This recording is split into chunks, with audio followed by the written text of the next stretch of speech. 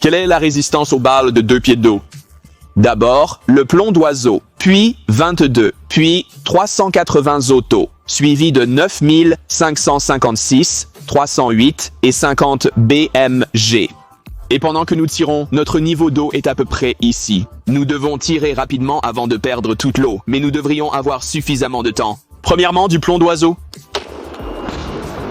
Avec tout ce plomb d'oiseau, nous avons beaucoup de fissures et de petits trous, mais rien n'est passé à travers l'arrière.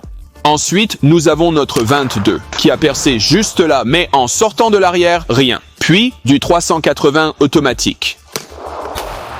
Dans un endroit similaire au 22, ce 380 automatique a percé et à l'arrière, il est sorti directement. Je suis curieux du 9 mm, 22.3 et .308. Puis un 9 mm sortant des systèmes d'ombre Meilleur 920 poète de guerre.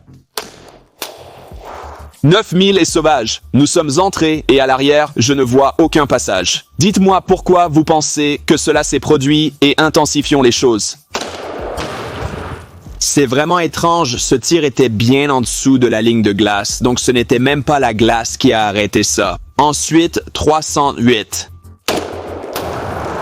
Pour 308, je voulais un tir sûr et nouveau, et en zippant autour de l'arrière, nous avons réussi à passer. Et maintenant, pour 50 BMG, nous avons le Big Kahuna Firearms AR-15, qui est la partie supérieure de 50 BMG sur la partie inférieure de la AR-15.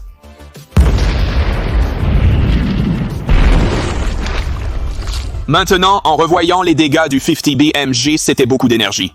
Tellement d'énergie en fait que ce parpaing sur lequel ce seau reposait simplement pour le niveler a été brisé par l'eau alors qu'elle était poussée vers le bas parce que le 50 BMG avait tellement de force de choc. Ce qui est assez cool, c'est que nous avons pu attraper la douille de ce 50 BMG, en plus de voir tous les autres petits trésors des expériences précédentes. 2 pieds d'eau résistent aux balles de 9 mm, mais pas aux 380 autos. Les gros fusils traversent directement. Abonnez-vous pour plus.